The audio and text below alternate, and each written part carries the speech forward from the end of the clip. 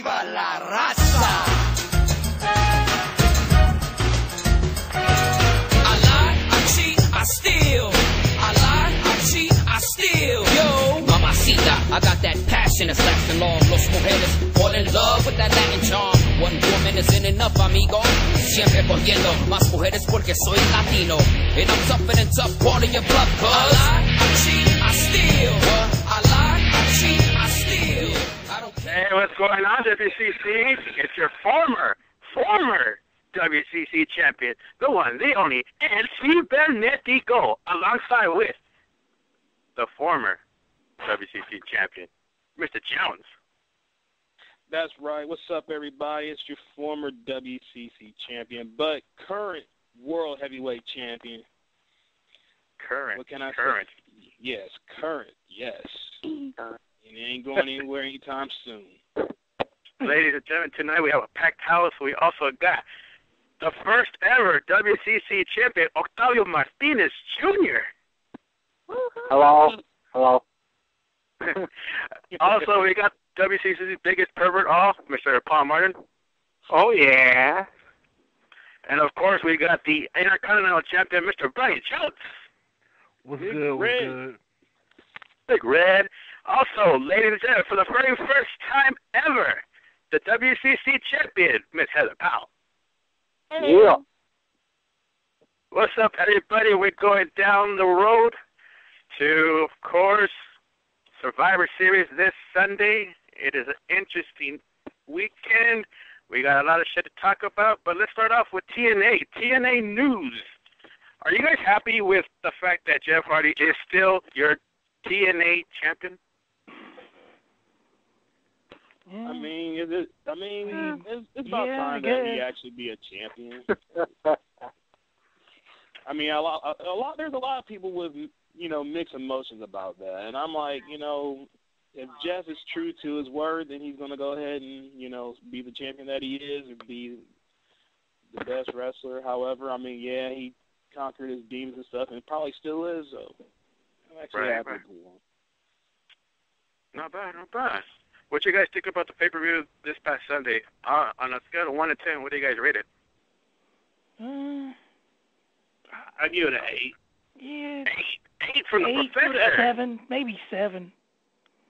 I didn't see it, so I ain't giving it a rating. Right, I didn't either.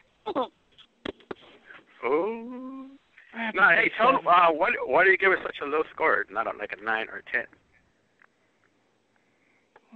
I give it a because Jeff Hardy kept the belt, of course. Right. I'm a huge Aries fan because he's from my hometown, Milwaukee, Wisconsin. But the pay-per-view as a whole was good. It just wasn't great. So that's the only reason why I give it an 8. Meaning that it has room to improve going into the next one. So 8 is actually not a bad grade. It's a B in some people's world. So, hey, I'll live with that. Right. Mr. Jones, what you think about that? All I gotta say is, 8 is good. It's good enough for a TNA pay-per-view. Right. What you guys think about the whole entire match between probably the match of the night, Samoa Joe versus Magnus for the television championship? Yeah, that was a It pretty was good a match. match Magnus needed. It was. It was a match Magnus needed. Because up to that match, he's just been a great undercard guy. But going up against Joe, a TNA original, and putting on a great match like that stole the show, in my opinion, means that he's actually ready to move up. Oh. So, Okay. Not bad. Up next, of course, we have, I don't know why they put this match in here. Yeah, Tara and Jesse going one-on-one, going up against Eric Young at ODB. ODB is back. Eric Young seems to be not filming his show anymore. So is this more TV time for Eric Young? Let's hope. probably. Or at least time to get the tag belt off of them. Yeah. So the women can actually sit. Interesting. RVD going up against Joey Ryan. Now, this match, I'll admit, was a snooze fest for me. I don't know about you guys, but Joey Ryan's my boy. He's from Southern California. This guy's been wrestling for over 10 years now. Is it his time to shine already? I think he is in the process of it. What do you guys think of Joey Ryan so far? Pretty impressive, actually. Yeah. He has to grow on me. He does. Right. Well, actually, from what I was always watching on, like, the time that I got sick and I didn't go to work, but then it's like I saw him, I was like, man, he looks like a young around Jeremy wannabe. Right.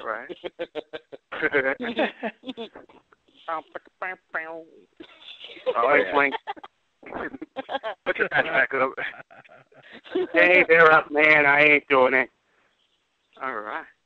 Hey, moving on. What you guys think about the reveal of good old DOC Jack, a.k.a. Luke Gallows? Beast. We knew him. Oh, yeah, we knew he was coming next. We kind of knew already was in the group, so that wasn't a shocker. It wasn't a shocker like Devon was. Tone, you weren't around here when Devon was revealed. What did you think when that happened? Like, what was your truth, honest opinion when that happened? It was actually shocker aces and eights needed because the gimmick was getting stale. But being the fact that Devon, who, all of us was in question what was going on with the Dudley boys because of the contract issue with TNA, this is a good move for him because Devon and Bubba both never had a serious solo career push. Like, when they was in the WWE, it was like, okay, we're going to break you guys up. We're going to give you Batista, Bubba, you go over here. But they never had a serious push. By putting him in aces and eights, you are actually giving Devon a serious push with a serious storyline behind it. So it's a good look. I like it. Right. I really do. Yep.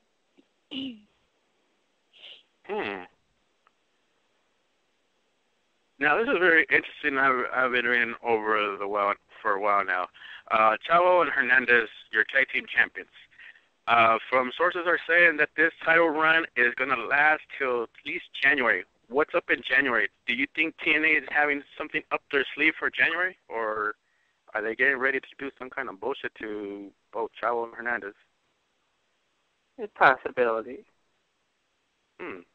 It's up in the air because TNA's tag division is not like it used to be. Like, they used to be the tag division, and it's really come down to, we'll do what we can when we feel like it with them. Maybe they actually are going to go ahead and put more emphasis back on the tag division again come January. Maybe there's somebody they've been looking for that finally will be okay to wrestle come January. So we don't know. I want the boys to keep it longer than that. Hell, if it was up to me, bring back Mr. 187 himself and reform LAX. I'll be cool with that. Yeah. Oh, wow. I miss LAX. By the way, is that Michael Brown on the back? Yes, that's me. All right, cool. I was wondering who that was. Oh, man. All right, so, hey, Tone, let me ask you this. Kaz and Daniels, are they done? Are we ready to see them in singles competition already? Yes. By fucking God, yes. Because all people know that when it comes to the Fantasy League, they have always been my tag team of choice. So for me not to pick them at all this time, I knew that with the AJ storyline being dead, let me rephrase that, the TNA AJ storyline being dead, it's time for them to go solo again. They need to use both Kaz and Daniels for both either the big belt or to put some emphasis back on the TV title because that's where they both need to be. They need to be in belt contendership and not in tag team contendership, in my honest opinion. Right. Michael Brown, what do you think about that? Sorry, I wasn't really paying much attention. No, basically, what do you think about Kaz and Daniels? I mean, should they be back in singles competition or stay in the tag team division? I think they got a good, solid thing going for them, too. I think they should stay a tag team, actually. Not bad. Now, see, this next match up here was a little confusing because who do you give it to? I'm talking about that triple threat #1 contender match. You got James Storm, AJ Styles, and Bobby Roode. This match lasted about a good 20 minutes. It was a little too long, a little too boring. But then again, I was a little shocked that James Storm, a.k.a. the People's Champ, won this. Were you surprised, Tone? Honestly, not so surprised at who won, but more so surprised at the stipulations that went into that match. I mean, Rude being a former champ, I think their longest-running champ, AJ being their first ever Grand Slam, you don't need either one of those two in the title picture to make them relevant. You can literally do anything with them. Storm, out the three, needed that kind of a push more than those two did, especially coming back off the injury he had and stuff like that. But, okay, from my sources in TNA, don't count Rude or AJ out because we know TNA, things can change at any time. So it might be a strong possibility that somehow one of them two might be back in the title picture. There's always a loophole when you do storylines like you'll never be in the picture again. You know, things can change. So we'll find out. Right. So I'm not done with that story. I'm happy Storm got it because he needed it, but, you know, it's not done yet in my opinion. Okay, so how about this? We see Bobby Roode always bitching about things, about kind of sounding like Christian, you know, back in the E, going, one more time, give me one more match. Are we going to see that between him and Storm? I mean, because they have a good feud going on. Yeah. I say yes. I do. I say yes. Why? Because Roode and Storm are yin and yang. They can give you a classic match. So if you want to solidify to keep Storm saying, yes, I got this kind of shot thing that you guys don't have, you're going to have Roode chase it, okay? Because since he can't get in the title picture for a while, we got to force him somehow to kind of be relevant. So he's going to go at it with Storm for a while, in my opinion. That's just my opinion. Because Roode has that chemistry that we can throw them in any kind of match, and they'll make it good. Someone brought this up on Twitter the other day. Is there a possibility that these three gentlemen are the future of WWE mid-carders? Not main eventers, mid-carders. No. No, why not? No. Are they going to live and die in TNA? Mid-carders?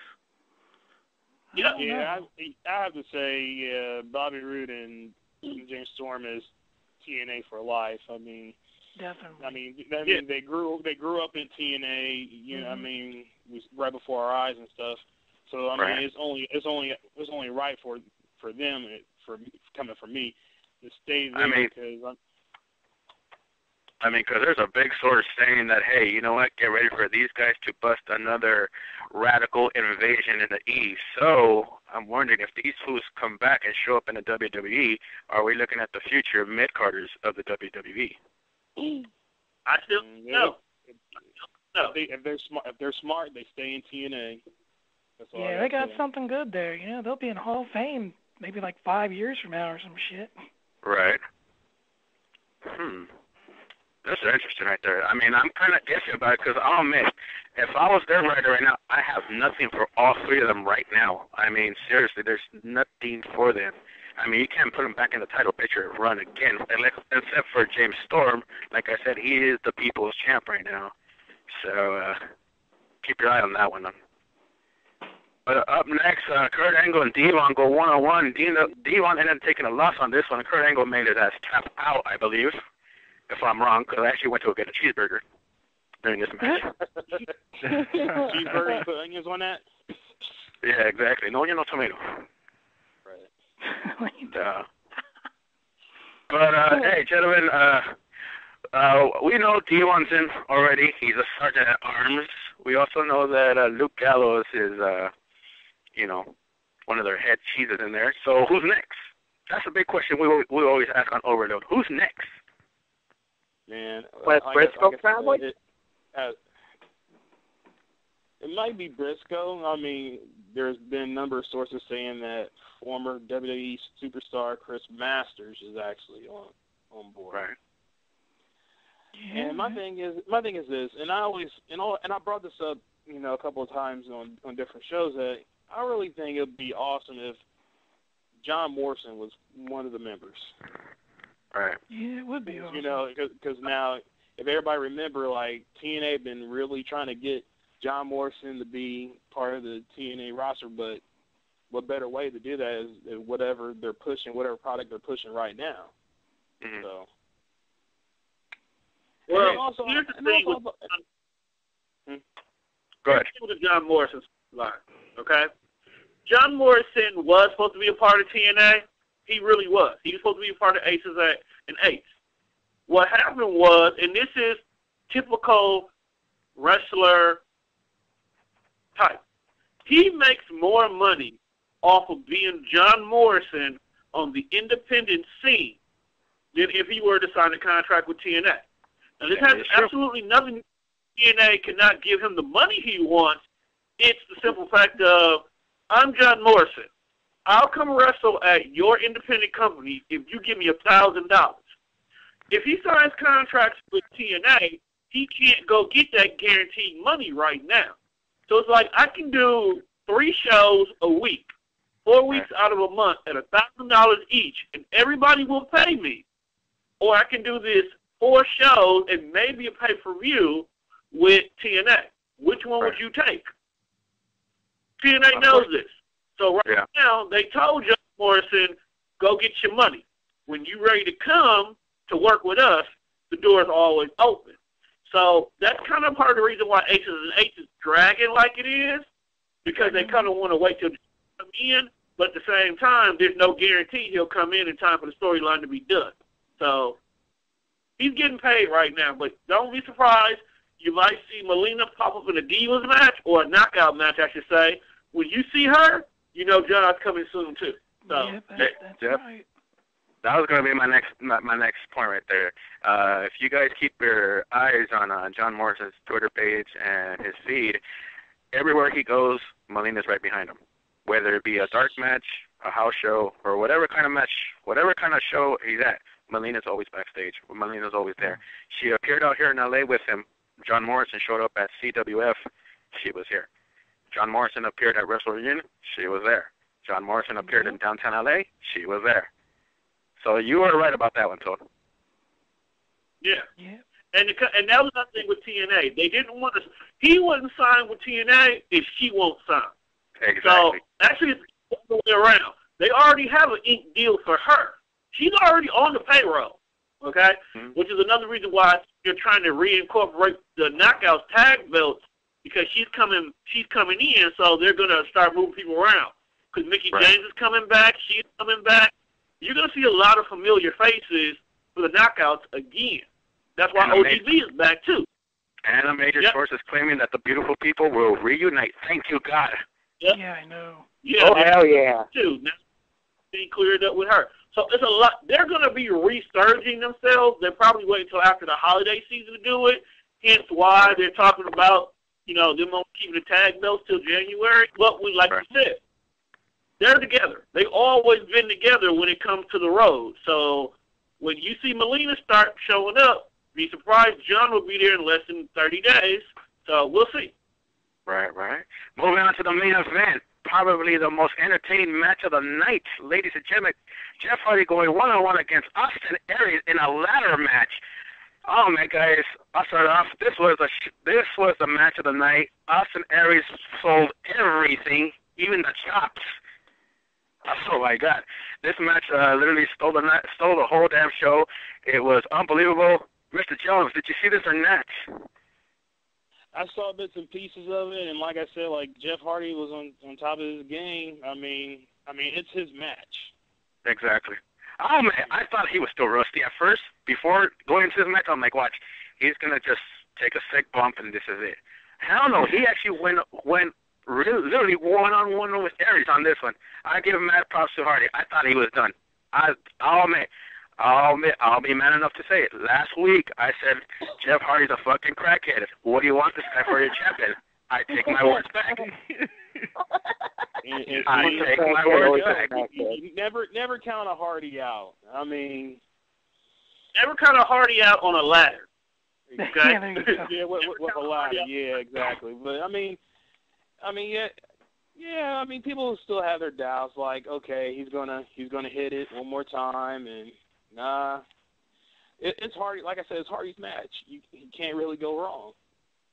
If Hardy continues doing this for not just ladder matches, I mean keeping up with a guy like Austin Aries, if he keeps on doing this, trust me, WWE will be knocking on the door saying, hey, Hardy, come back one more time. Yep. That's right. And then he's going to mess up again, possibly, but I hope not. That's if they aren't already hollering for him. That's funny because it's like y'all pushing the guy that kicked him out, but now you guys want him back. Right. Yeah, his But that's what they do now.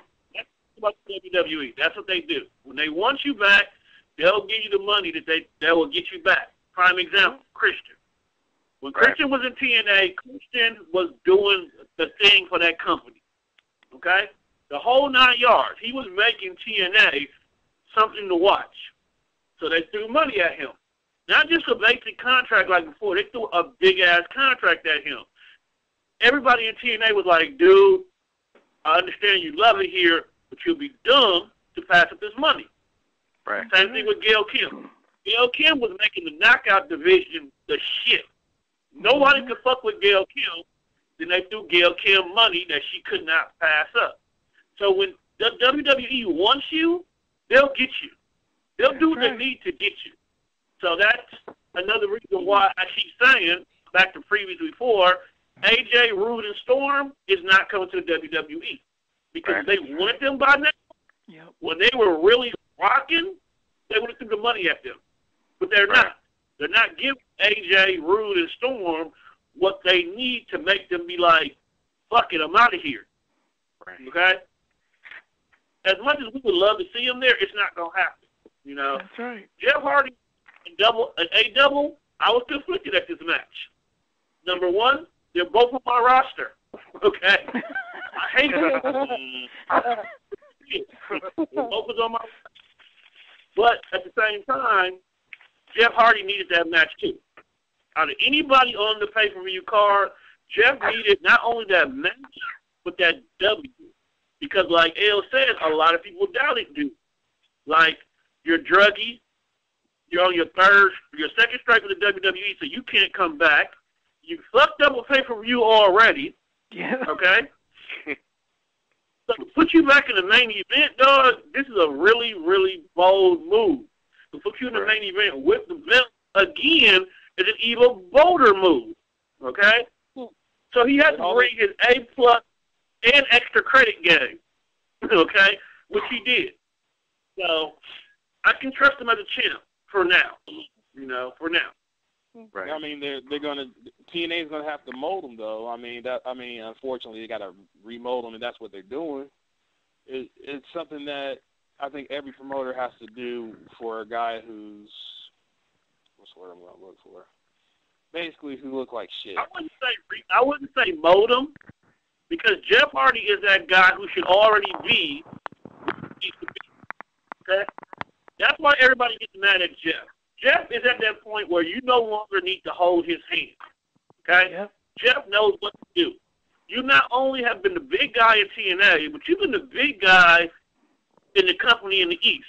That is the company. Okay? You've been that go-to guy on numerous occasions. So now that we pulled you down, we from the NBA and we put you in the CBA, you should be the shining light that people actually want to watch the CBA. Right. But instead, you become the Allen Iverson of the whole situation, and we don't care about it. No, that's true, because, I mean, like you said, it's like, you know, he don't need nobody to hold his hand, but unfortunately, once again, you know, have that spark, that little mindset where you're like, okay, you know, I need to do a little hit. Right.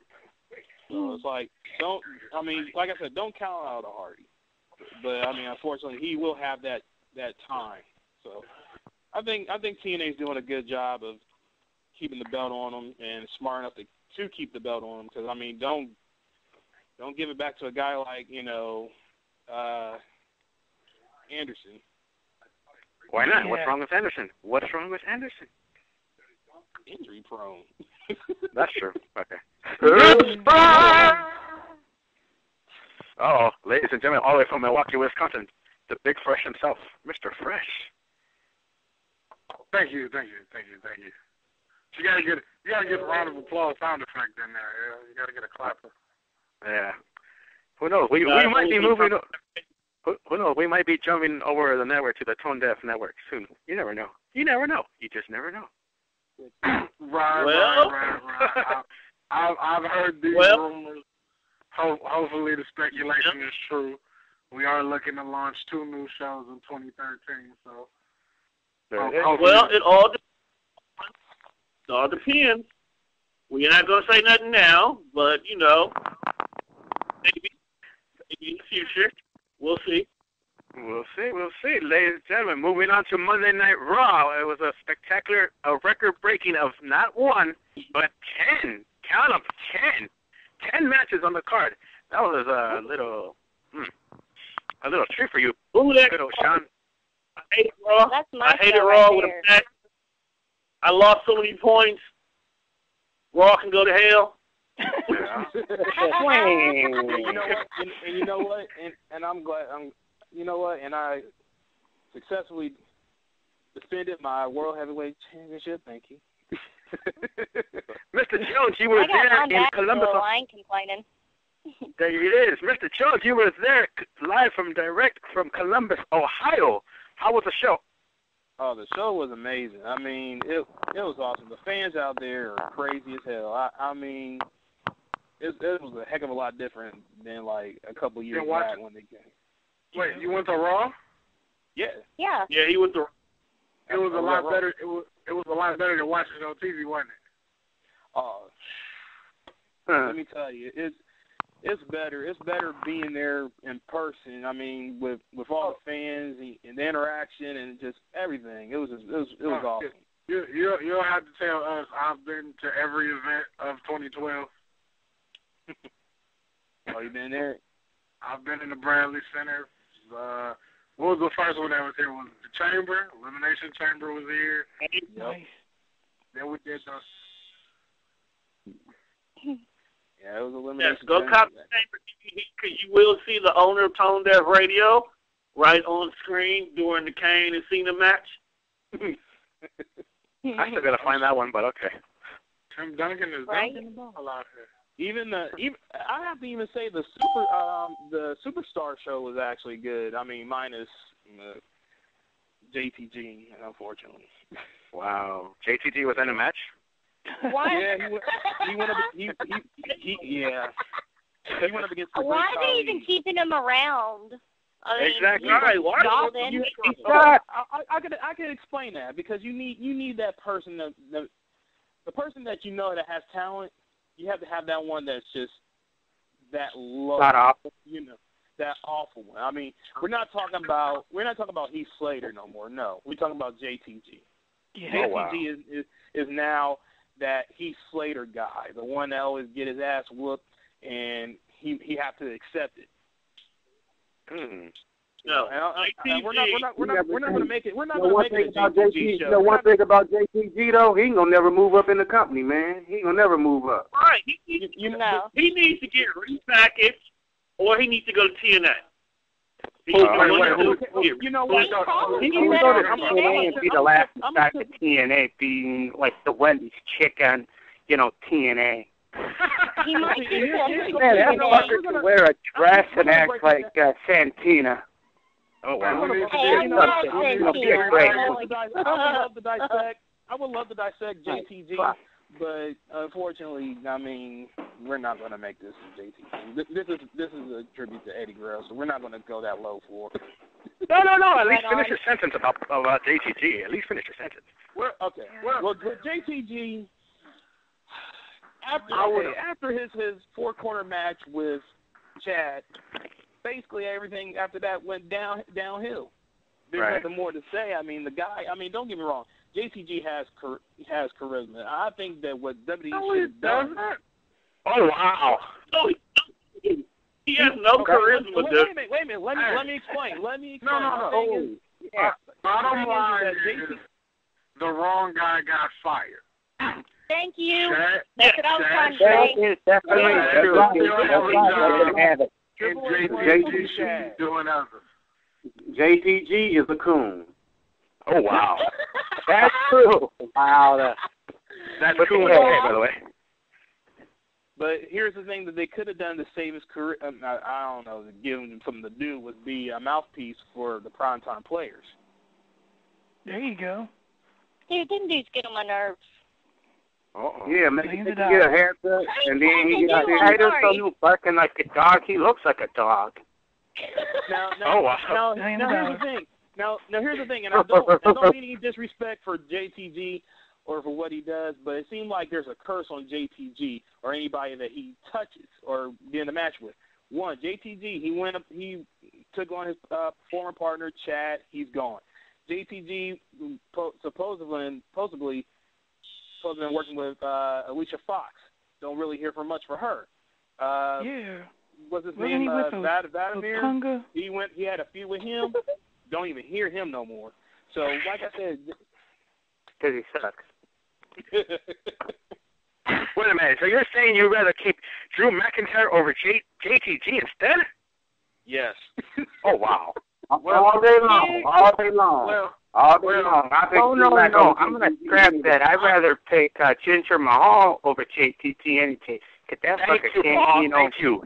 Yeah, He don't thank you. Neither. Look at him have no charisma and stuff because I would actually, you know, trust the Chad, WWE. You know what? Hey, stuff, but I don't mind JTG Hey, check this out, though. making comics and stuff. Hold on, guys. WWE is too big for JTG. Hey, check this out. WWE I would is too say, big of a company for JTG. Hold on, guys. One time. Hold on. Hold on. Go Okay, ahead, listen. Heather. hey, Go ahead, Heather. JTG, WWE is too big of a company for him. He belongs in a smaller company like TNA, where he can actually be repackaged. He's got talent. WWE is the big time. He belongs in TNA, where it's slightly smaller, you know. That's just my opinion. well, I put it like this. I would take Kamala minus both of his legs over JTG right now. I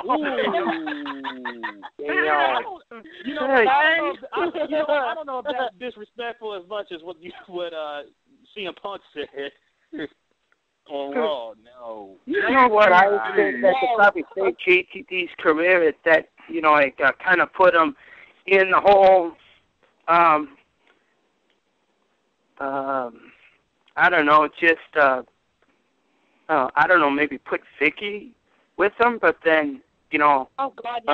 I am just putting that out there, but then honestly, I just think he's done. Okay, look, JTG can never work. Like, this is the whole problem this is why Chad's career failed when they gave him a solo push. They were never that over as a tag team to begin with. It was. Yeah. Right. So, like, when you're over as a tag team and then you break up, it's monumental. Like, when Beer Money finally split, it worked because James Storm and Rude were over as a tag team. Right. That's true. They were already on. Prime Time had never touched the gold. They had never been in any big spots. So it was like, when you broke them up, it was like, who cares? I turned on SmackDown, I was like, why is Shad beating up JTG? This don't make no sense. It's already bad enough. He cut his head. And he called me about that. Right, that haircut was He called me asking. What was I doing? So, and I mean, Triple H had the right idea for Shad. He wanted Shad to be the top heel, and it could have worked. But they were never that over as a tag team. So when the split happened, it was like, nobody cared.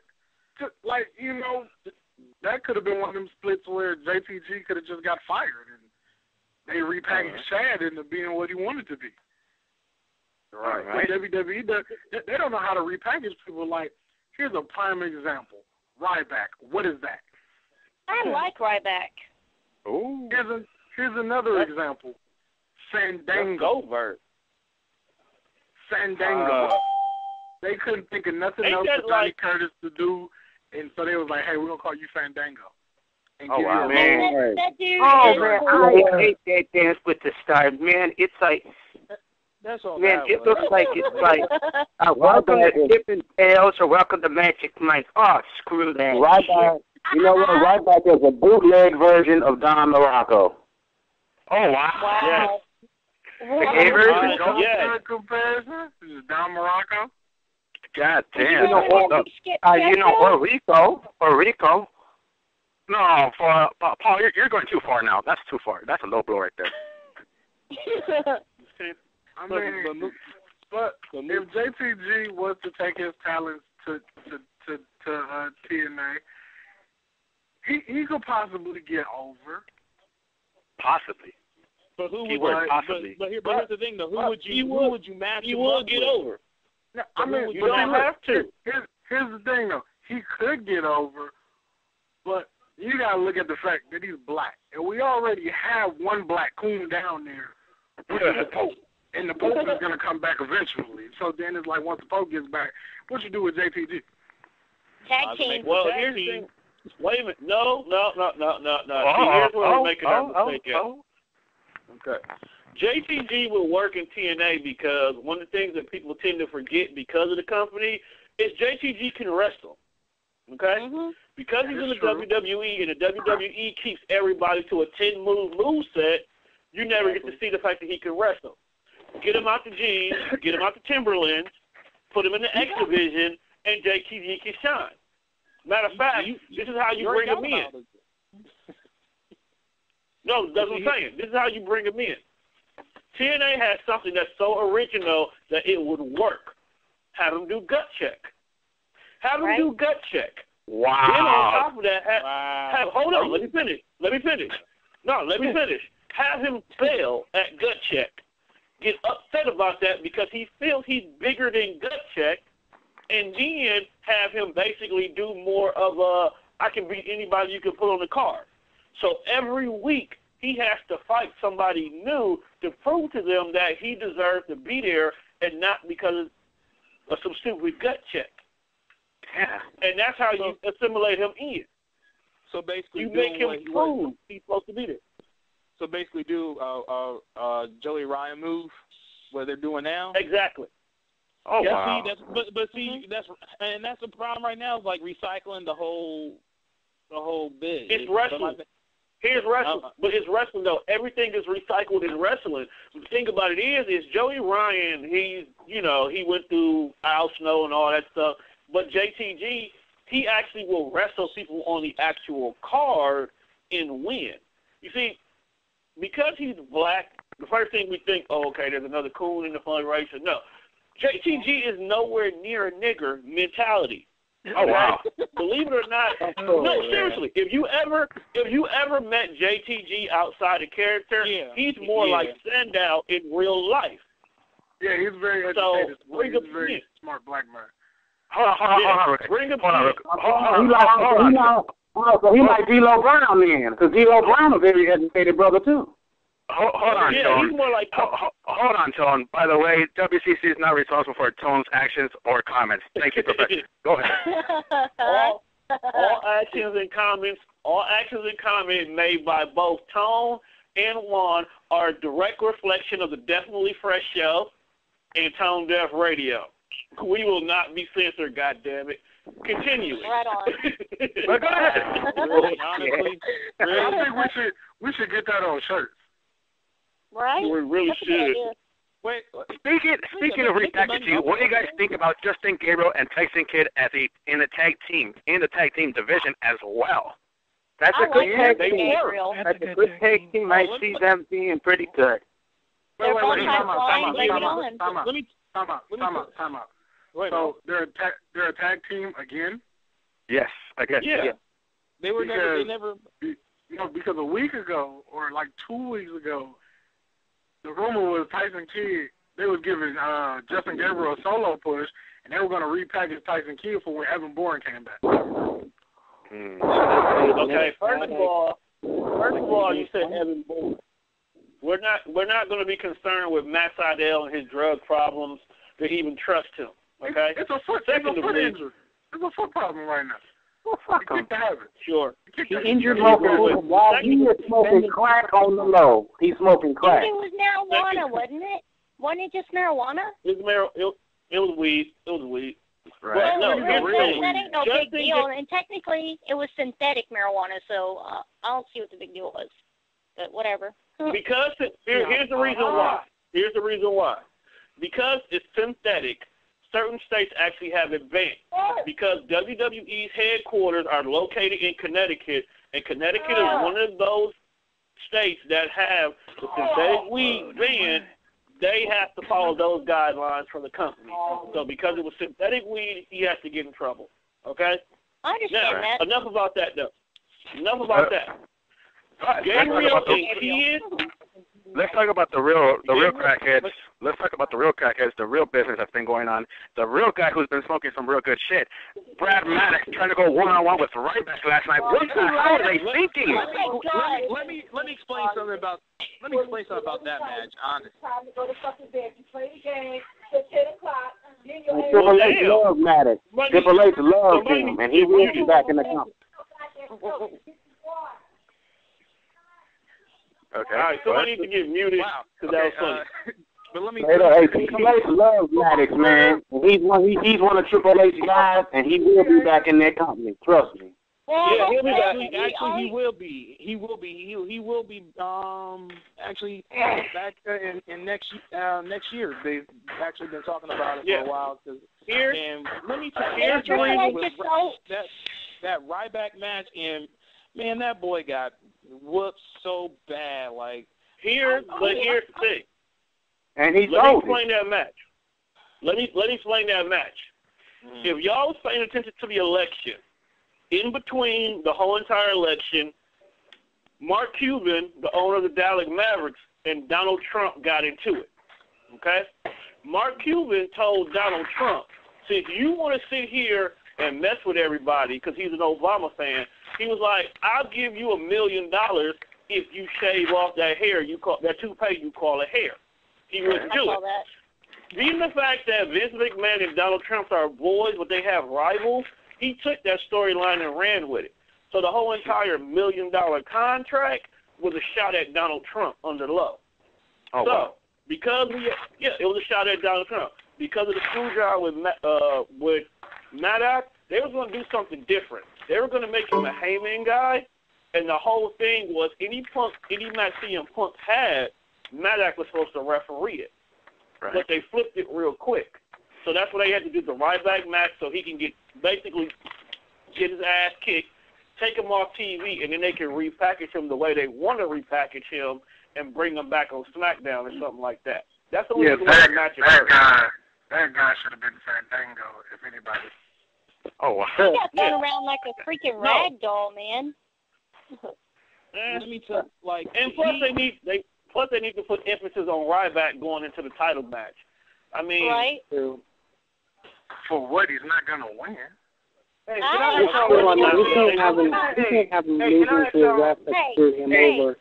y'all one question about Ryback though? Can I ask y'all this one question? Why are they making him look like he's some Neanderthal? After he did all of that, he looked in the crowd and said, I hit hard. Why do they keep doing him like that? And he can talk. He proved it on NXT. He was on the mic all the time.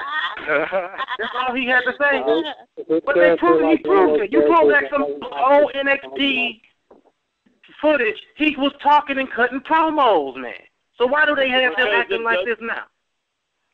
Because the WWE monsters, the WWE monsters never talk. If you pay attention, when they're monsters, they don't talk about that. Kane talks, and he's supposed to be the big red machine monster or whatever. Hold on. But here's the thing, Heather. He didn't start talking until they started dehumanizing him. When he was a monster Kane, he didn't say nothing. But when they started dehumanizing him, they slowly started making him talk. He had a voice box. He'll say a few words.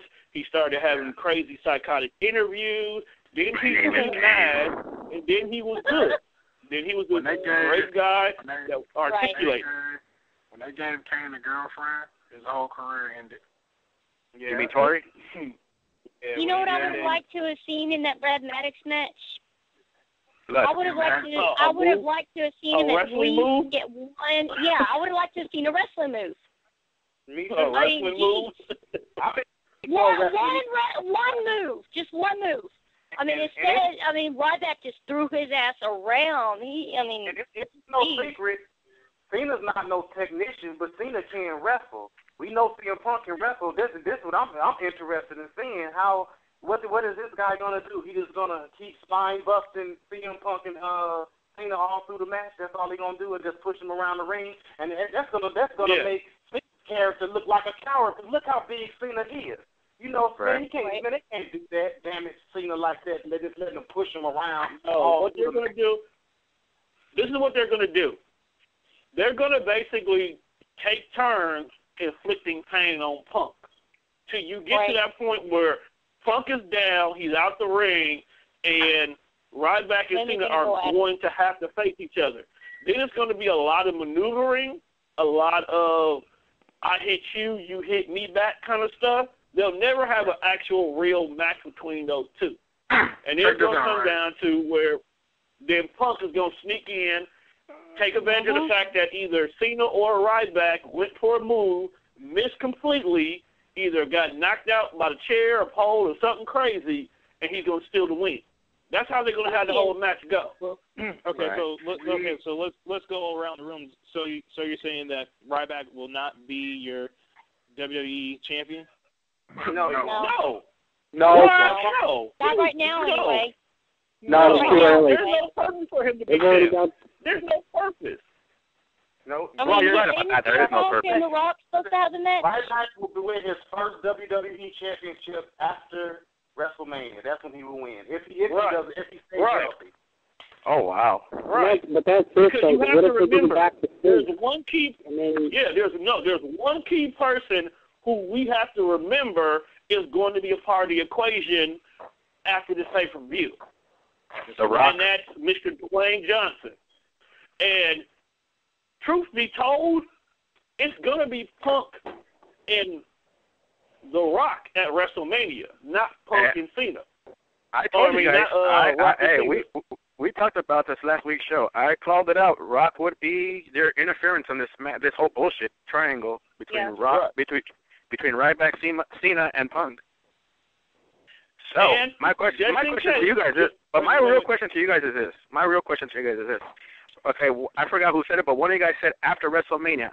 Could there be any fucking chance, Ryback is your new WWE champion this Sunday? Nope. No. No. Why not? Why not? Give me a decent reason why. Why not? Give me a decent reason why. Because the Rock the Rock and CM Punk are supposed to have a match. It's been all over Twitter. That's one reason. For another one, you bring Brad Maddox into it. You saw Heyman walking off with him, so you know there's something going on there. Yep. Okay. For three, I don't have a third reason, but for me, those are a couple of really good reasons. So. All right. Go ahead, Tom. Dwayne Johnson will be your WWE champion when the Royal Rumble goes off the air. No. Okay? That is my prediction. On this one. Okay? The Rock will be the one here. The Rock will be the one who stops CM Punk's long reign as a champion. Okay? That way, going into either the Chamber or WrestleMania, you set it up that Punk and Cena has to chase The Rock from the belt, not the other way around. Okay? They've already talked about some potential problems, though, if The Rock gets the belt. Okay. Because somebody pointed it out to the fact that they're going to have to go at least 2 weeks. Hold on, Dooley. Let him finish. Let him finish. Okay. Then there's one more person we forgot that has to finish his contract. Brock Lesnar. Right. Brock Lesnar, since he's a Heyman guy, means that he's going to be on the side with Punk. So either all three of these is going to be chasing the belt, or B, Cena Lesnar 2 is going to actually happen at WrestleMania, meaning that Rock and Punk is going for the belt, and Brock and Cena is going to finish their feud right there. So with that being said, who does Ryback has no purpose. He's on that Rock pump for is the belt. doing action movies. Right. I mean, No, do we he's want a done. satellite champion? Well, he's done. He's done for now. So wait a minute. So are you saying that for the past 3 months, Ryback has been a glorified shell guy? Yes. Yes. Like he serves no purpose, but he's been interjected into the storyline. Just for the fun of it. You know Ryback would have been put in there if Cena wasn't injured before Hell in a Cell to begin with. That's right. See, you know, been in it. True. But see, here's the thing, though. Ryback is basically that Bobby Lashley. You know, he's there just to be the powerhouse. And Bobby Lashley was talented, fam. Don't ever disrespect He was a technical powerhouse. That's real talk. That's real talk. I agree with that. That's real talk. Straight up. Bobby Lashley was the only person. Bobby Lashley should have been the first person to beat Super Cena. Oh, wow. That dude, no. And I'm a Cena guy. Yeah, I will give you that. Yes, he should have. They were building him, too.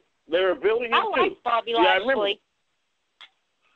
But what I'm saying about Ryback is that all he is just sales, sales for the kids and, the catchphrase, feed me more, all that good. So But at the same time, you got to look at it this way. Ryback is not going to be part of WrestleMania. What does he sell? Hold up, one at a time. All I'm saying is Ryback is Chef not going to Boyardee can. Yeah, but because they still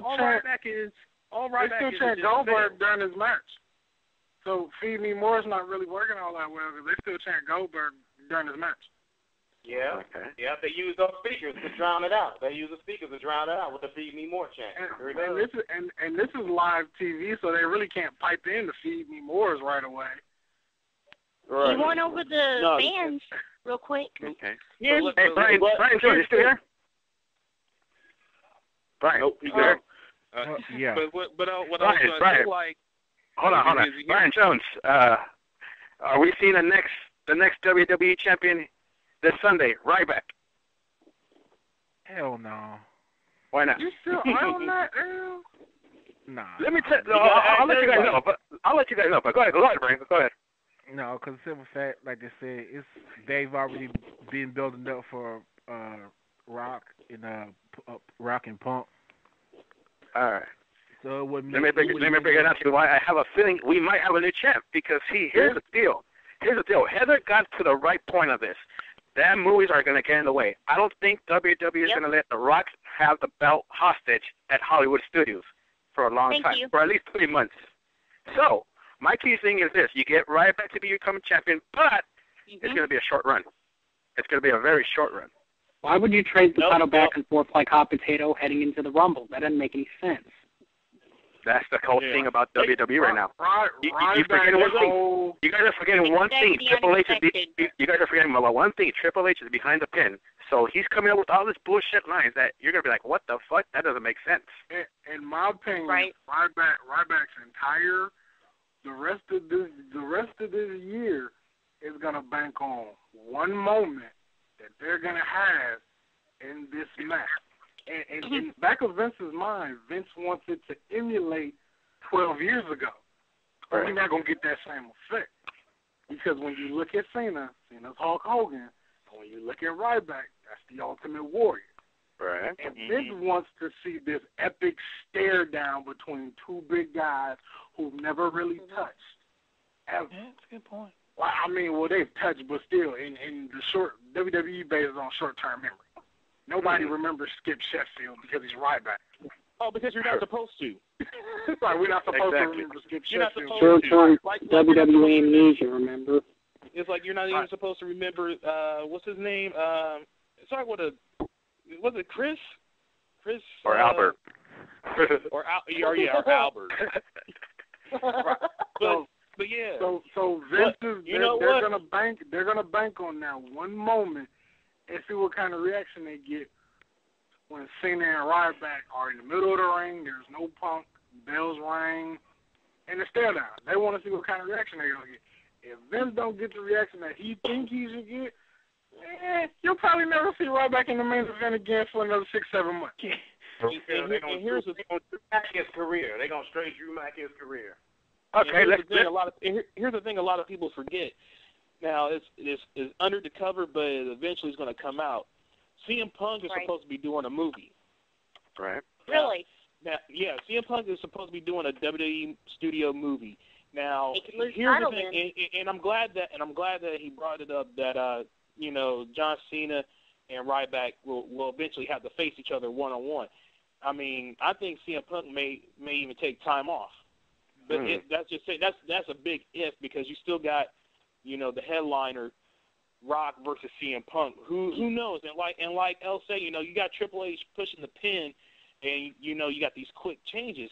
But a lot of people just keep forgetting that you got WWE superstars who doing movies, and CM Punk. Well, CM Punk is supposed to be doing a movie. I think it's either a horror movie or an action movie. I think it's supposed to be a horror movie. All right. But all right. Here's the thing with the WWE films, though.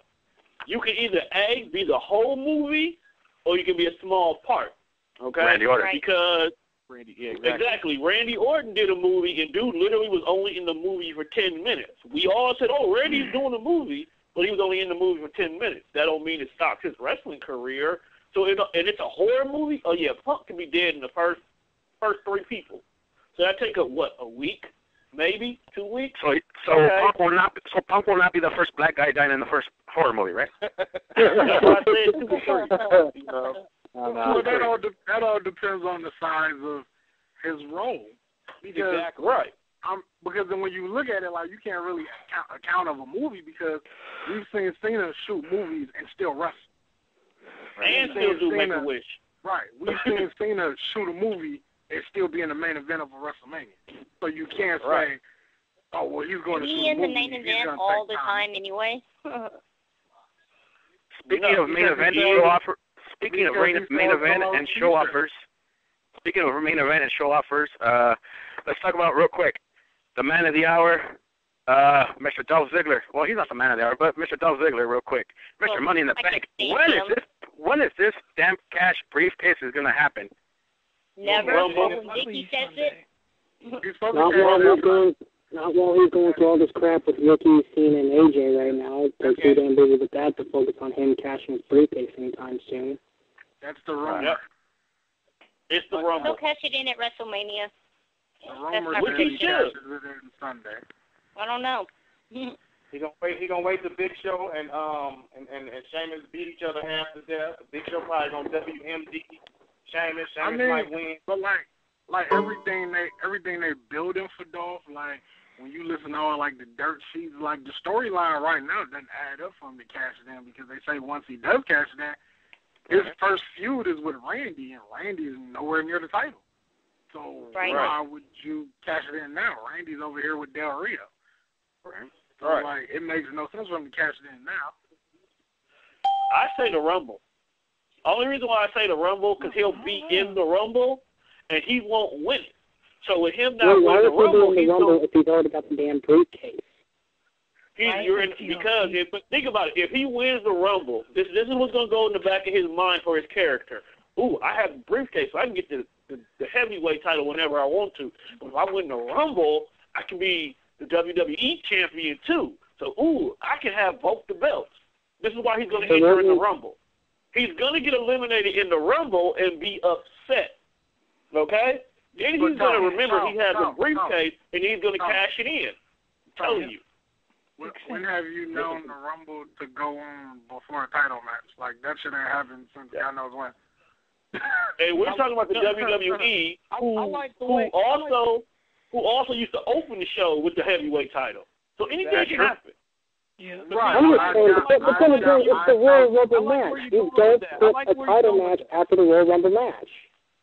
If Rock is in the main event, if The Rock is the champion, listen to me. He does not outrank the Royal Rumble. I don't care. Oh dear God.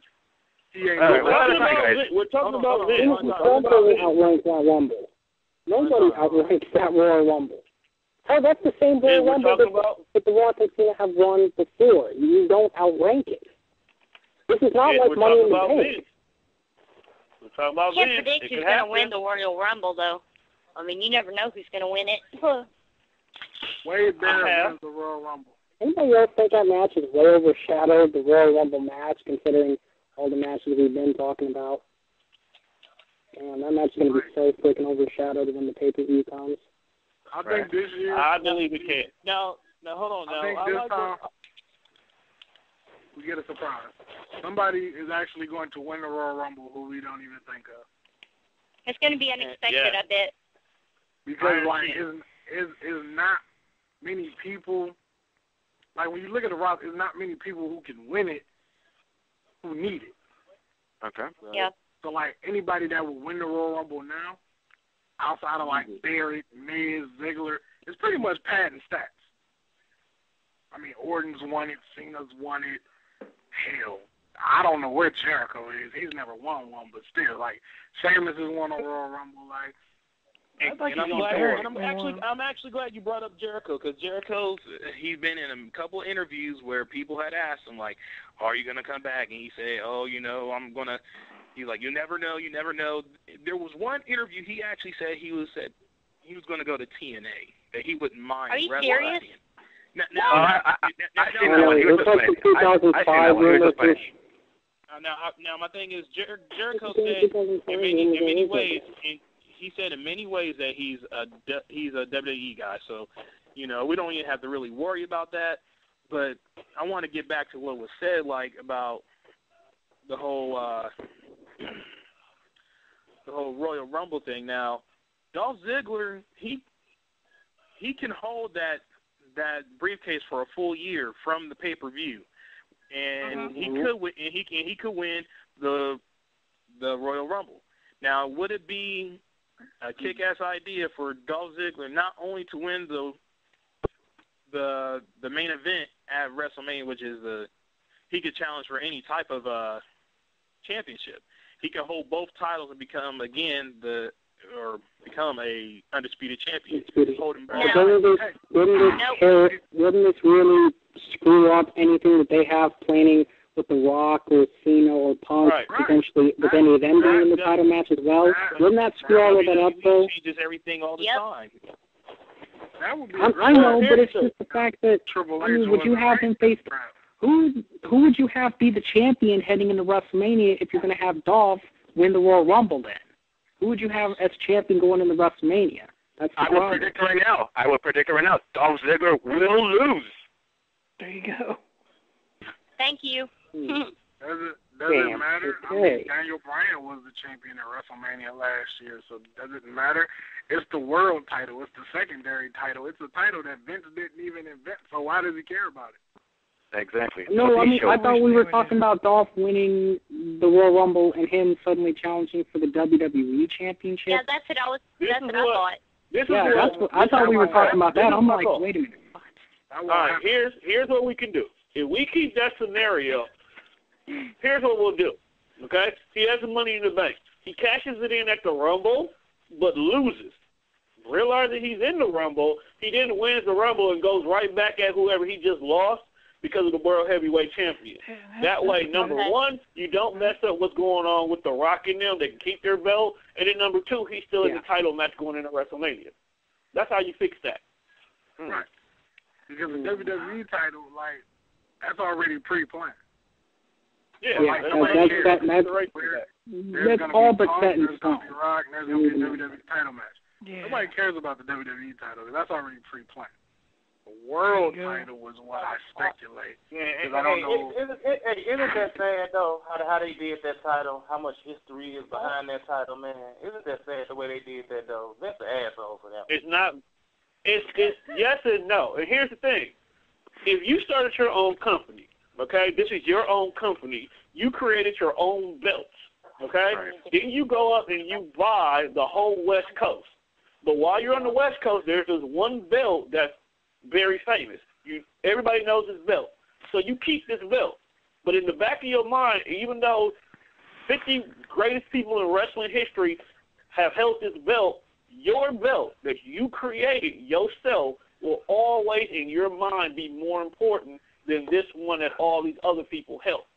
That's the reason why the heavyweight title is kept, because it has so much history. Hell, half your staff, when they were wrestlers, held that belt. But your belt for your company means more than anything because you created that belt. The same case with the United States title, considering that also came from WCW? Right. Yes. Kind of. They're giving Dolph a huge push, so it wouldn't surprise me any. Right. I mean, think about it. Yeah. Vince devalued the history of the title the first night he brought it back. He didn't even let dude win it. He handed it to him. He's like, hey, that's right. This. But you know what the thing? You know So what the thing is about did it in my face. You know what the thing is about He that did world it in my heavyweight? face. Hold on, go ahead. Right. That was in Milwaukee too. See, it's go all a historical moment. Go ahead, Brian. See, my thing about that is, like, and if you notice in WrestleMania main events for the last match tonight had the World Heavyweight title, to me, that wasn't necessarily the World Heavyweight title being more important. It's just, because if you notice, it was whichever title was exclusive to Raw, that would be the last match of the night, rather than it being one title being more important than the other, if you ask me. Yeah. All right. But you know where the relevancy of that World Heavyweight title comes into play is whoever's holding that belt. If it's somebody with clout like Triple H, Undertaker, Edge, etc., big guys like that, Randy Orton, whoever holds that title belt is how they go about it by relevancy. Mm-hmm. If it's one of the big superstars, I mean, I would say yes and no. Like, once the World Heavyweight title ventured back or ventured to SmackDown, nobody cared about it anymore. Exactly, and you saw that the WWE title match. How many times when Undertaker held that belt? How many times do you see him, the first person out there at a WrestleMania or pay-per-view event defending the belt on the first match? He still wasn't alive. Never. Because it's usually him coming out. Never. It's usually him coming out last. But at the same time, though, when you think about that, though, that was before it was a super show. Yeah. Right. That was when pay-per-view. That was before the rosters integrated and stuff like that. We were talking. That's right. When it's a SmackDown pay-per-view, of course the title's gonna go last. That's pretty cool. They had SmackDown pay-per-views. When it was a joint production, yeah, that was cool. You never see the world title go on. You had a bigger roster. It might not have went last, but it didn't go first neither. Exactly. Right. Actually, most of the time, it would usually either go third to last or second to last. You know, they actually kept it pretty close. But here's what they did at WrestleMania 27 or not 23. Here's what y'all keep forgetting. Here's what y'all keep forgetting. Yeah, number one, blame that dude. Second thing is, the World Heavyweight title is the new IC belt. Like when Vince had only just his belt. No, listen, hear me out. When Vince had only his company, when there was no other belts, it was the WWE title, the IC belt, the European belt, and tags. That was it. Yeah. If you held and the light heavyweight, belt, but nobody gave a shit about that belt either. If you had the IC belt, look, we'll bring that belt into factor too. If you had the IC belt, that means you were a workhorse. Means you wasn't ready to be the show, but you damn near knew how to put on the show. Okay? That's So when Vince incorporated all these other belts, so now here we got the World Heavyweight, we got the US, we got these penny belts, what we call the tag belts. You take that same history and now you reverse it. The WWE belt is still the big belt.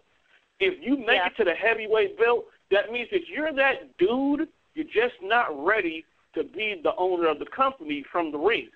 So you get the heavyweight belt. Now, speaking of the light heavyweight belt and the European belt, that's the IC in the U.S., meaning that you guys are good. We're going to keep our eyes on you, so we'll give you the IC belt, a.k.a. the European belt. Then the light heavyweight belt was, okay, here, you guys go over here and play for a while, but, you'll entertain us, so they'll give you the light heavyweight belt, a.k.a. the U.S. title. So literally, the World Heavyweight title is the number 2 belt, like the IC belt used to be, but you got to earn that belt. Okay? You got to earn that belt. They're not going to hand it out of a freaking candy machine or anything. You have to earn it. Right. And the European belt used to get handed to everybody.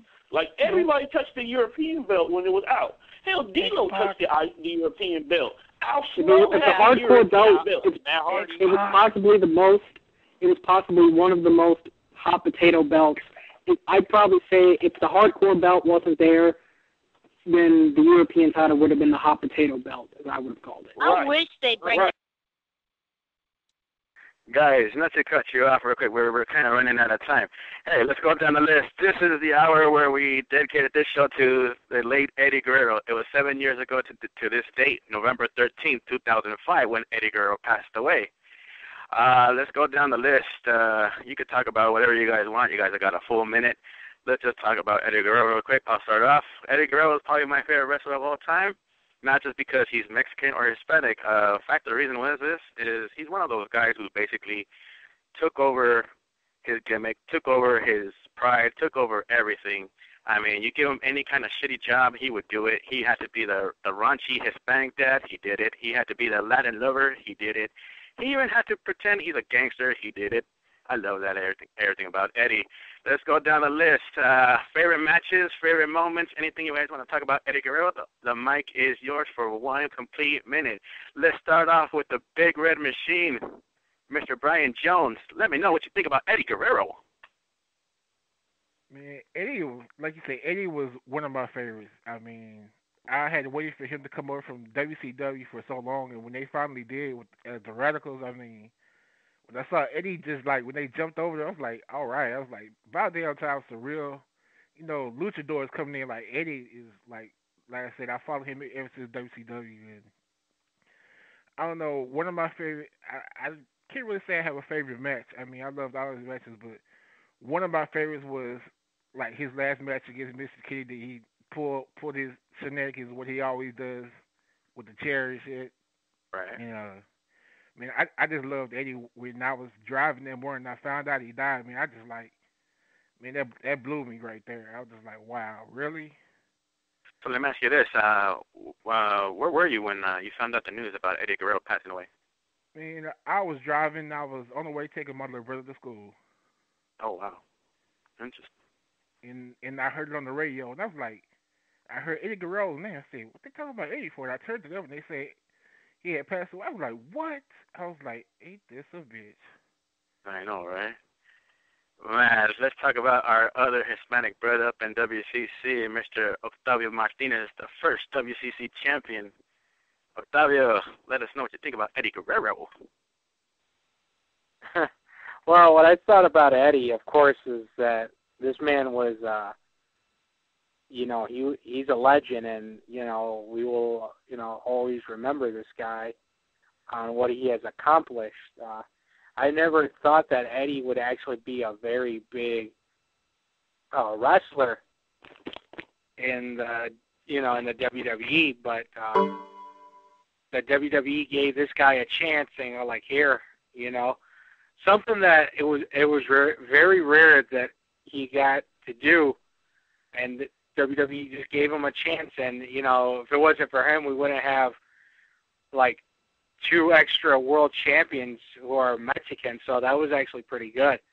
And it goes to show you that if you're Hispanic and you're a wrestler, you have a chance. If you're there at the right time, and you're there at the right moment, you have a chance to become a world champion. So that means a lot to me. All right. What you think about when he hit the frog splash on Brock Lesnar to become champion right there, like that moment right there?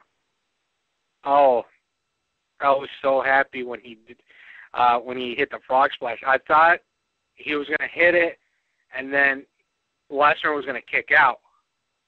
But when he pinned him 1, 2, 3, there was so much emotion that was going right through me. So much.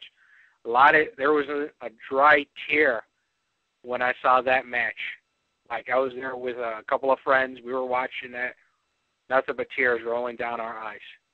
Oh, man. My gosh. Let's go with good old Mr. Jones. By the way, thank you, Octavio. Mr. Jones, Eddie Guerrero, what's he all about? Let me know. Damn, Eddie Guerrero. all I gotta say is that, you know, I follow this guy from ECW to WCW to WWF to the WWE. Eddie Guerrero to me still is, like, I feel in my heart, man, was like the best wrestler of all time. I mean, not just saying that because he, you know, of the incident, passing away, you know. I mean, he was that wrestler that, you know, he could, like you say, he could play a heel to a T and a face that was phenomenal, you know. My favorite moment of Eddie, and it's hard to even have one because Eddie was just that great of a wrestler as an entertainer, you know. I mean,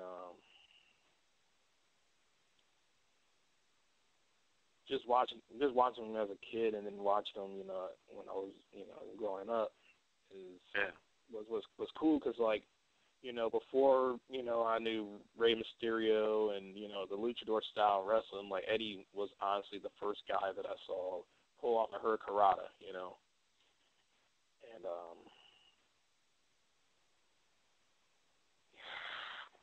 And let me ask you this: where were you when you heard the news about Eddie Guerrero? Actually, I had just came home from work, and my dad had told me, he was like, Eddie Guerrero passed away. I'm like, oh, you're full of it, because they were supposed to come here, like either a month or two before, and I was like, no, and I'm like, oh, you're lying. And sure enough, man, I seen that, and like my heart instantly dropped. Like, are you fucking serious? Because and I'm gonna be honest here, you know, I may sound like a pussy or whatever, but you know, he's the only superstar, you know, celebrity to me that I actually cried because I'm like, shit, like I just saw this guy not too, you know, like a couple of days ago in the ring, you know, fighting Mr. Kennedy and being funny. So, yeah. And it's still a touchy subject because, like, dude is, like, completely awesome. Not only that, but he was also a Christian. You know, he had just given up his life for, you know, Christianity, you know. I'm like, wow, like, this guy was really into his religion, so. I mean, talk about a guy who fought all their demons and stuff like that, but overcame it all. You know, God bless the guy. Exactly. So let's go to the new WCC champion, the second female, I believe, Miss Heather Powell. Eddie Guerrero, your thoughts? Oh, wow, he is a legend, like Altavio said. One of my all-time favorites, to be honest. Gone too soon. He was in the prime of his career. Very, very sad. Honestly, I don't know what to say about him. He was that good. One match that stood out in your mind? There was a lot of them, but when he won his very first championship. Oh, yes, of course. Oh, yeah. I got chills, to be honest.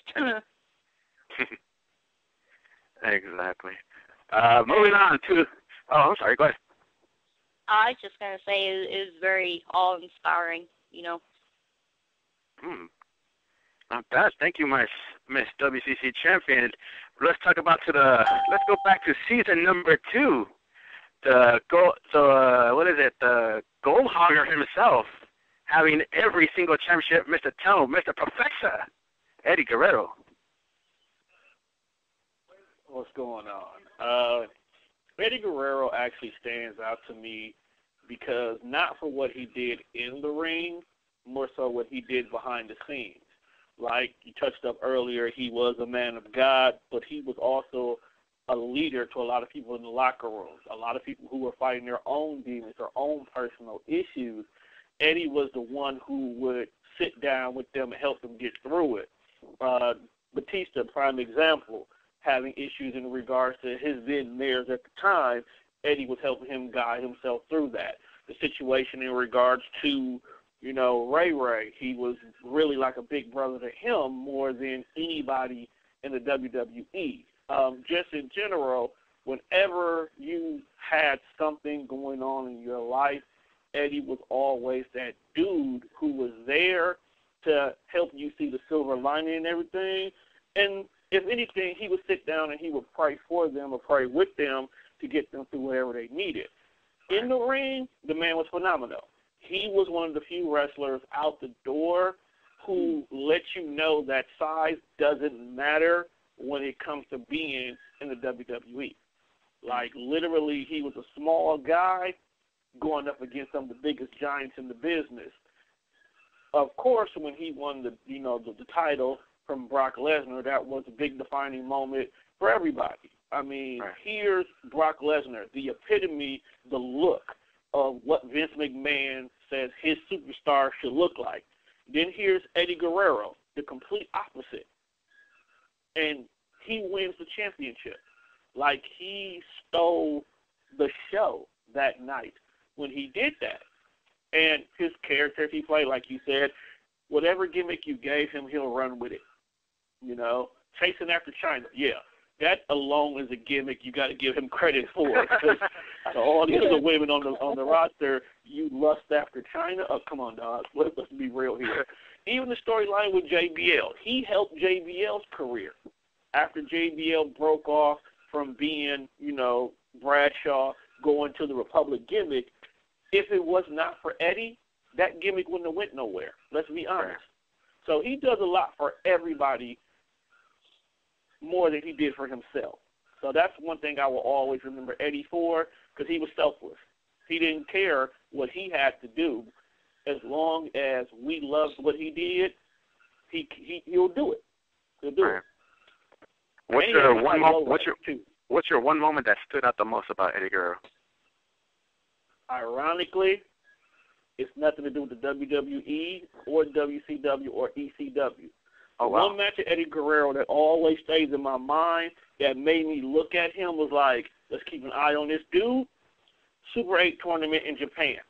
The one where him, Malenko, Jericho, and Benoit was all a part of it. The match him and Benoit had, classic. Crazy part is, half the world's never seen it. That's what made me keep an eye on Eddie Guerrero, and that's what made me become a fan of dude. Right. All right. Let's bring in your bro from Tone Deaf, Mr. Fresh. Fresh, let me know what you think about Eddie Guerrero. Okay, wait, what was the question? What you think about Eddie Guerrero? What's your thoughts, memories, anything you want to talk about Eddie Guerrero? Eddie Guerrero, he was cool. I enjoyed Eddie Guerrero's work in the ring. Like Tom was saying, like he was really the first, I mean, even though we've had smaller champions, with Brett and Flair, but he was one of them guys like where you really didn't have to be big to be champion.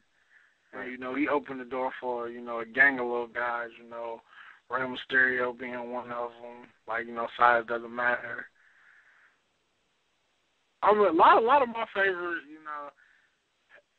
Eddie Guerrero work was in WCW when he was dominating the cruiserweight division. Like, I mean, I watched him when he got to WWE, but like, it just, I don't know, man. You can only tolerate him wrestling S.A. Rio so many times before it get boring. Like, who the hell is that guy? S.A. Rio sucks. Exactly. Congratulations to Eddie Guerrero for even making that guy look semi-decent.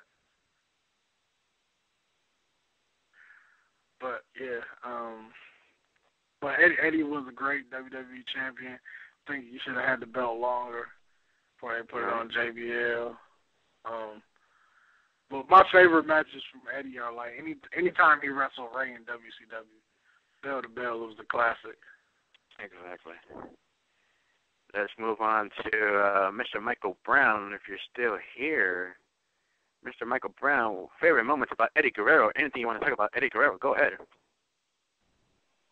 I have to say, I think maybe like the matches with Kurt Angle, those were really like memorable to me because the whole thing with the boot, that was just awesome.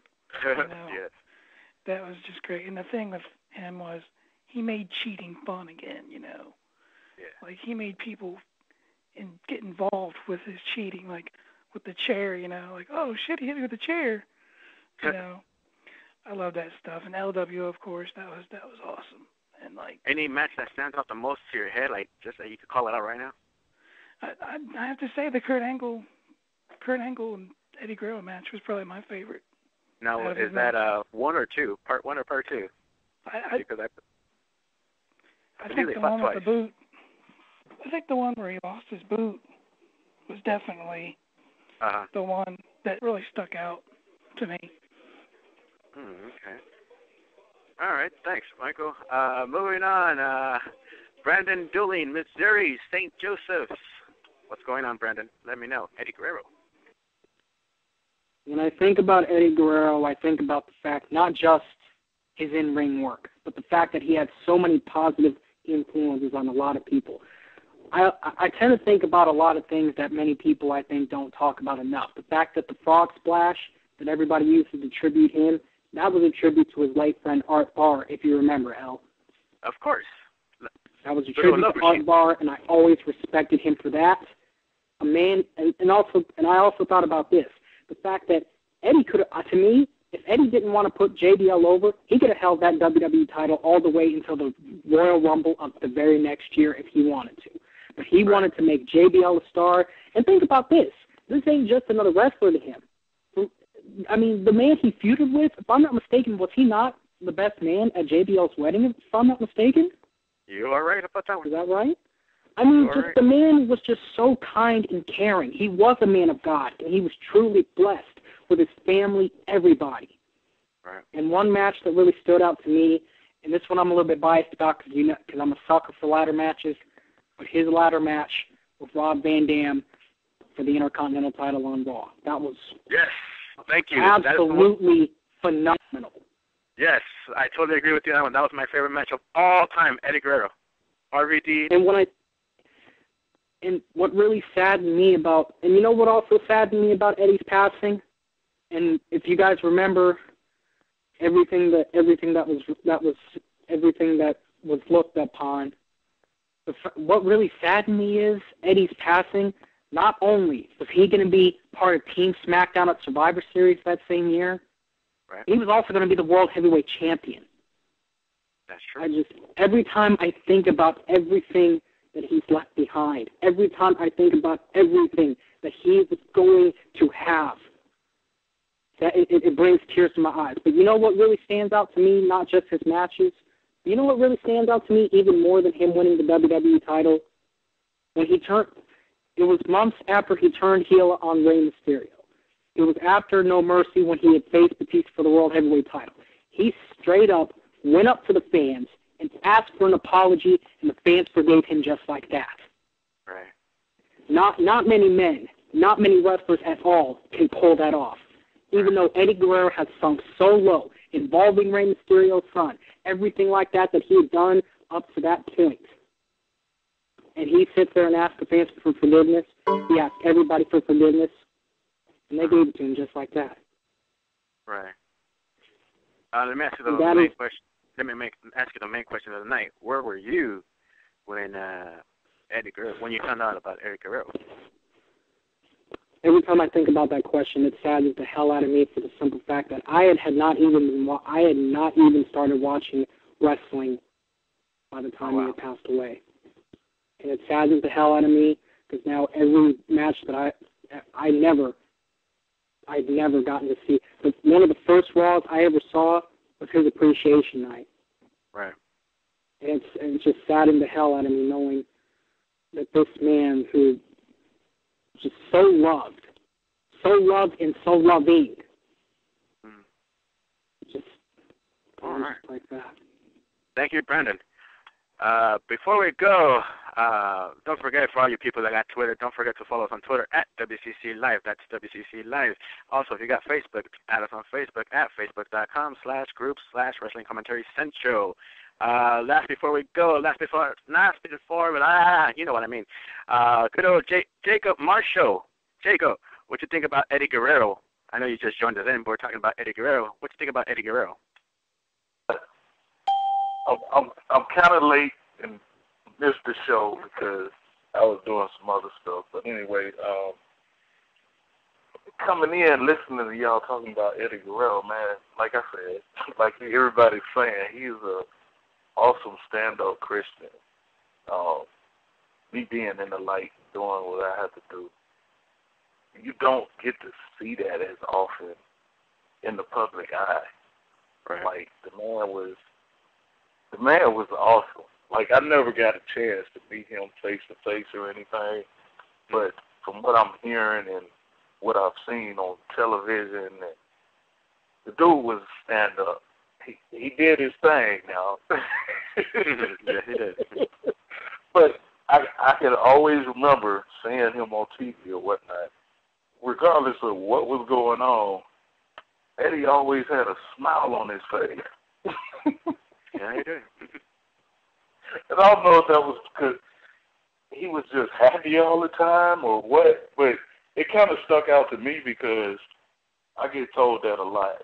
I always got a smile on my face. And I tell people, yo, you don't want to see me when I'm frowning. It's going to be a problem. So I got to keep a smile on my face even when, you know, you're going through hard times or whatever the case may be. And like they said, the locker room loved Eddie. Eddie pushed so many people over. Right. That's a help. Like they said, he didn't have to, but he did it because he was Eddie. Yeah, that's what he was known for. He was known for helping people get over. And right. And like they said, he made the way. He brought him the way for all of these new wrestlers to come out. We probably would have never heard about Rey Mysterio or some of these other wrestlers that came out from Eddie, and him helping push them to the spot that where he was or where they are now. I think that the whole locker room, whether it's wherever in wrestling, can say that about Eddie. Right. Real quick, your favorite match that stands out the most in your head right now, man? Man, it's too many. I knew that was coming too. Oh man, I agree with whoever said it was a ladder match. I like the ladder match. That was when he said that, I was like, oh, I forgot about that one. Yeah, the most infamous night ever. By the way, if you go to YouTube right now, you can check out that video. Eddie Guerrero and RVD literally punched the shit out of a fan because he actually jumps in the ring. Yeah. Thank you, Eddie. I remember that. Exactly. Yeah. Oh, man. Thank you, Jacob. Paul Martin, before we go. Paul Martin, where you at? Oh, yeah, there you are. Eddie Guerrero, we're talking Eddie Guerrero. Let us know. I always get choked up when I always, see his name or hear or watch his matches. My favorite match is where he won the WWE title that same night with Chris Benoit, kind of like, like a paid tribute to like the WCW, days and stuff like that. Because it's like I knew that as a kid I was watching more WCW at the time, but then I always flipped the channel watching WWE too. But then it's like the two people that were always dear to my heart when I always watched WCW all the time was Sting and Eddie Guerrero. So I don't know. It's just hard to fathom. It's been 7 years, and it just seems like yesterday, and I always get choked up. So, right. Hey, Paul, before we go, where were you at when you found out about Eddie Guerrero passing away?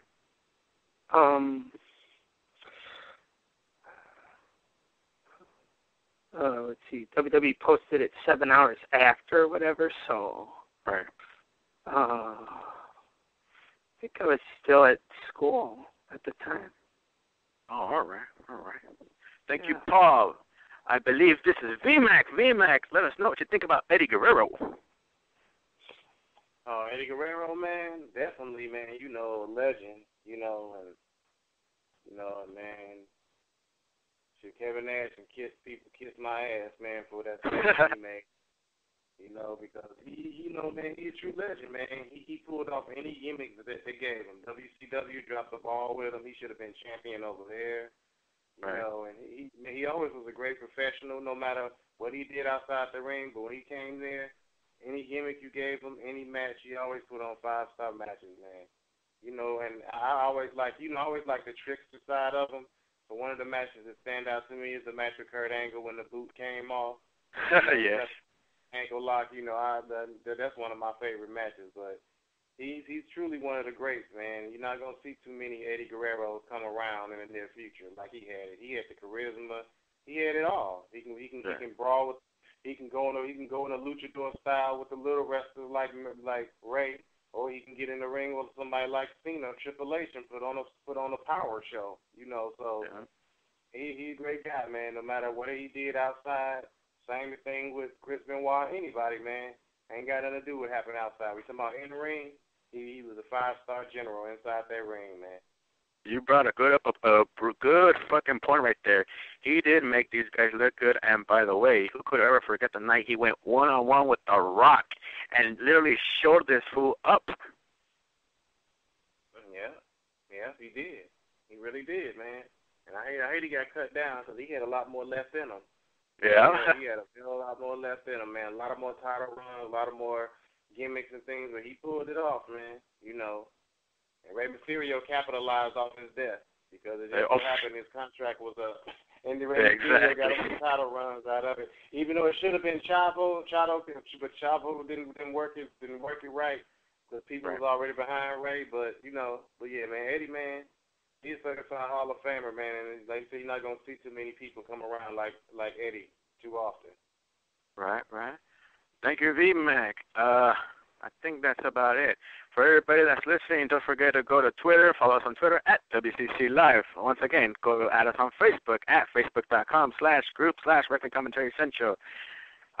Before we go, open mic. Let's just talk Eddie real quick, and then we got to go. So what you guys think about Eddie? Anything else you guys want to say? Just bring it up before we forget. Any last comments? Whatever you want. Go ahead. My thing with Eddie, like you said, the whole Eddie Rock match, that and the street fight match with John Cena was awesome. Oh man! I mean, the brother took out. I mean, the cars lined up everywhere. I mean, Eddie just went all out. I want to say that's probably one of my top 10, actually. Damn. All right, John Cena versus Eddie, Rock versus Eddie, RVD ladder match versus Eddie. Anything else? JBL and Brock Lesnar. Of course. The list goes on and on. And you know what? Eddie's a good dancer, to tell you the truth. That is true. That is true. You know what? I'm not like let's be honest. Eddie could move with the best of them. I've seen this fool dance. And he got it, man. I'm like, man, I wish I had moves like him, man, because honestly, I think I would have been a lot better in the club. Oh, damn. Oh, man. Hey, you can't forget all them cars in England. Yes. Oh, we can't forget about the cars, man. Yeah, man. By the way, Eddie is true with his cars, with his lowriders. Man. When he beats his man. Man, I used to watch and be like, man, if I had a car, like, you know how many females out there? Oh. Hey, well, you see, Latino he had it, man. Hey, you saw what that car did to Melina, right? She made her spread her legs open. Yeah. Oh my God. I'm just saying. I had to light up on that one. Yeah. Wow. Melina said, "Fuck it." Ooh, boy. And there's always this question I get every time, because everybody knows I'm a wrestling fan. Everybody's, they say, who will win between Eddie and Alberto? I'm like, you can't put Alberto with Eddie. I'm sorry. Hell no. No. Yeah. I think it could be a good match, but I don't know if he'd ever really have a chance. Oh no. Del Rio's my boy and everything. He has that MMA background and stuff, but I swear to God, Eddie would have whooped his ass. Fuck. As good as he may be able to use Ricardo, but Eddie is the master of cheating. He is the master of whether it's beating you by submission with the lasso from El Paso, whether it's beating you with the frog splash, or whether it's lying, cheating, and stealing. He always has a way. I don't care if Ricardo could not do against him. He'd have an answer for Ricardo and everybody else of Del Rio's cronies. He'd have an answer for all of them. And who do you think Del Rio got his car riding from? Del Rio rolling around in all his expensive cars. I guarantee you Eddie was doing it first with the low riders. Yeah, Eddie was the first person. That's why I said, go ahead. Eddie coming out, his low rider puts Del Rio's cars to shame. It does. I had to bring up the cars because we can't forget about the cars, man. You beat me to it. I was going to. You beat me to it. It just popped in my head, and I was like, man, he's like the first person I ever seen on like TV, like with the cars like that. Like, man, where did this dude get all these cars? Oh, one more thing. One more thing. Shawn Michaels actually said he wanted to wrestle Eddie Guerrero, but never had the chance. So those two never went one-on-one against each other. Wow. That would have been phenomenal. Phenomenal. That would have went. Wait. Hold up. Before y'all get to throwing out the word phenomenal. Oh Lord. Oh, okay. And this is not a knock to Eddie Guerrero. This is a total slight against Shawn Michaels. All right. Now, what Shawn Michaels are we talking about? Are we talking about Shawn Michaels from '96 when he was the champ? Are we talking about Shawn Michaels from '98 after knee surgery, who was a dope head? Are we talking about Shawn Michaels from 2002, who was still on drugs and was walking with a limp? Or are we talking about this Shawn Michaels that showed up in 2007, who obviously walked with a switch, had a bad back, and was 3 inches shorter than what he originally was? Attitude era Shawn Michaels. From the 90s. Oh, so we talking about Shawn Michaels. Oh, so we talking about Shawn Michaels, who was on antidepressants. There you go. That is just wrong. I'm just saying, Shawn Michaels just when the whole Eddie Guerrero tribute, he said he really wished he wanted to wrestle Eddie, and apparently, I guess they never had a chance to wrestle. I mean, who want to miss out on that? I mean, you talk about Eddie Guerrero versus Shawn Michaels. Hey, something I'd love to go. Something I'd love to see. Something I think that could really be a cool way to end the match. Say Shawn goes for Sweet Chin Music, right? He goes for it. Eddie grabs the leg, turns it around on Shawn, puts him in the lasso from El Paso. Oh, hell yeah. That would be think about hell of a way to end the match. Say Eddie's down and out. And Shawn's put people over. I mean, the way he lost to Kurt Angle at WrestleMania 21 can tell you that right now. He goes for Sweet Chin Music, and he grabs the leg, turns it around, lasso from El Paso. Shawn eventually has to tap with that bad back of his. To me, that'd be a hell of a way to end the match. Yeah, you're right. And I actually forgot that in that time in history that Eddie was doing that angle with China. I actually did forget. I don't want to even remember that. I mean, that was funny. Man, when you said that, I was crying. and then he was like, he said, 2 mamacitas are better than 1.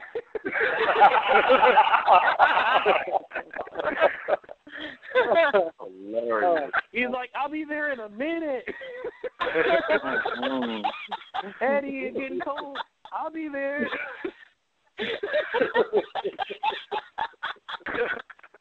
Hilarious. I mean, and that's the cool thing about Eddie, anything that he does, he'll put a smile on your face, and that is true. What Marshall said. Like honestly, like he will put a smile on your face so quick. I mean, from the gimmick that he did with his nephew Chavo with Pepe, the horse. Oh man. Pepe. Where he took the horse away from him. The big show in the toilet stall. That was funny. Oh yeah. Oh man, that was funny. No, where he sprayed Big Show with the shit. Where he sprayed him with shit. By the way, Mexican food does not make you do that. Just saying. What you trying to clear the air real quick? Exactly. I remember that shit, Seamus, right, fucker? Ate a burrito, said that's what happens when you eat real food, fucker. Hey, I'm just going to say, anytime I eat a little Mexican meal at work, dog, I'm just saying, I don't use the bathroom at my job like that, but, you know, it's going down. And by the way, Taco Bell is not Mexican food. Just saying. I was going to say that. Mexican food, you know, fuck that, man. Hey, that's the only Mexican I know. Burrito, really taco. Taco Bell? Oh my God.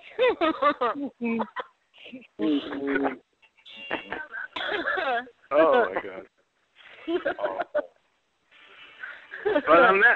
But on that note, we thank you guys for calling in tonight. Don't forget to check out Maurice's show tomorrow night, Rumbling with Rock and Reese. It was supposed to be called Rumbling with Rock and Sean, but Sandy woke up Maurice, if you know what I mean. Yeah. You going to let him get away with that? Exactly. He's not on tonight, so I'm getting away with it. He's not on tonight, so I'm getting away with it. Hey, that's the only time I know it's real, when they don't say nothing back. Like, oh yeah. By the way, on a serious note, everybody who's out there listening in both WCC world, YouTube world, Twitter world, on a serious note, please help out our friends and families out in the East Coast. Go to redcross.org. Donate. It's up to from $1 all the way to $20. Donate. As always. Don't donate to WCC because we'll keep the money. Just donate over at Red Cross. Redcross.org. It'll go to all the admins. That's right. All right. Redcross.org. Donate. For T-Sean Jones and the rest of the WCC family, I'm EL.CIBERNETICO, and we will see you next week. Thank you. Good night.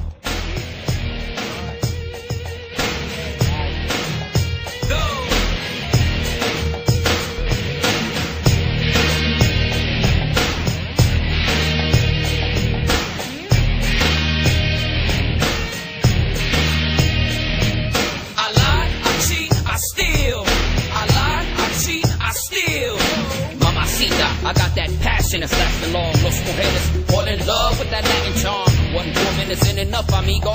Siempre cogiendo más mujeres porque soy latino. And I'm tougher than tough, part of your blood, cuz I lie, I cheat, I steal.